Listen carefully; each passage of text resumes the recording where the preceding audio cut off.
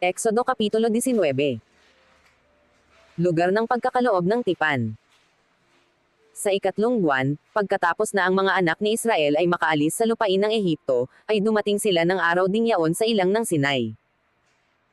At nang sila'y umalis sa Rephidim, at dumating sa ilang ng Sinai, ay humantong sila sa ilang, at do'y humantong ang Israel sa harap ng bundok.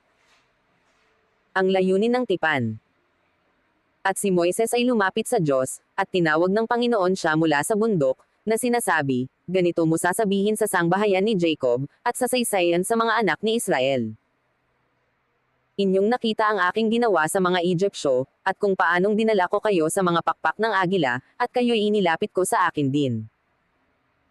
Kaya't ngayon, kung tunay na inyong susundin ang aking tinig, at iingatan ang aking tipan, ay magiging isang tanging kayamanan nga kayo sa akin, na higit sa lahat ng bayan, sapagkat ang buong lupa ay akin.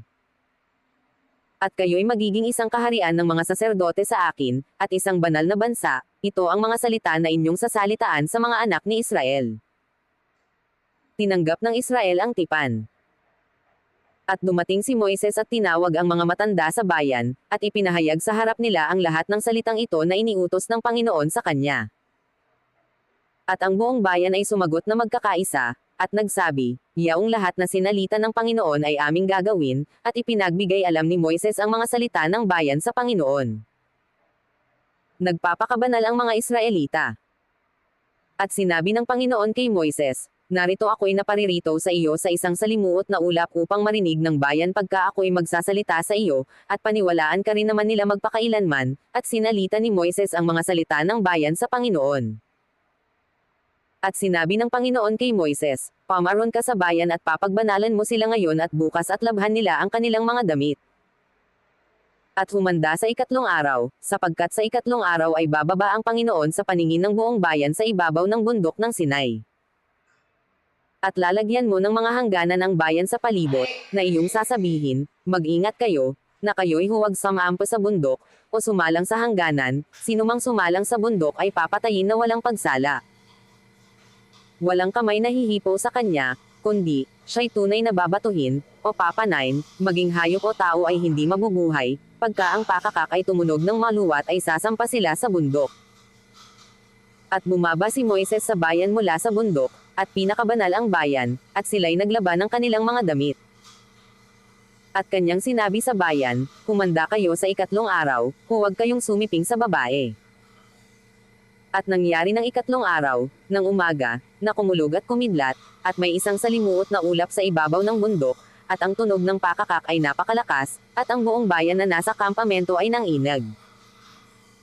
At inilabas ni Moises ang bayan sa kampamento upang salubungin ang Diyos, at sila'y tumayo sa paanan ng bundok. At ang buong bundok ng Sinai ay umuusok, sapagkat ang Panginoon ay bumaba sa ibabaw ni Yaon na nasa apoy, at ang usok ni Yaon ay napaiilang lang na parang usok ng isang hurno, at ang buong bundok ay umuugang mainam. At nang lumalakas ang tunog ng pakakak ay nagsasalita si Moises, at sinasagot siya ng Diyos sa pamamagitan ng tinig. At ang Panginoon ay bumaba sa ibabaw ng bundok ng Sinai, sa taluktok ng bundok, at tinawag ng Panginoon si Moises sa taluktok ng bundok, at si Moises ay sumampa. At sinabi ng Panginoon kay Moises, bumaba ka, pagbilinan mo ang bayan, baka sila'y lumagpas upang makita ang Panginoon, at mamatay ang karamihan sa kanila. At gayon din ang mga saserdote, na lumalapit sa Panginoon ay papagbanalan mo, baka ang Panginoon ay hindi makapagpigil sa kanila. At sinabi ni Moises sa Panginoon, ang bayay hindi makasasampa sa bundok ng Sinai, sapagkat iyong pinagbilinan kami, na iyong sinabi, lagyan mo ng hangganan sa palibot ang bundok, at iyong ariing banal.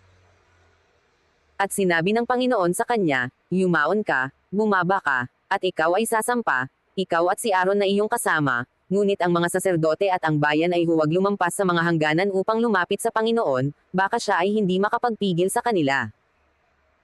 Sa gayo'y bumaba si Moises sa bayan at isinaysay sa kanila.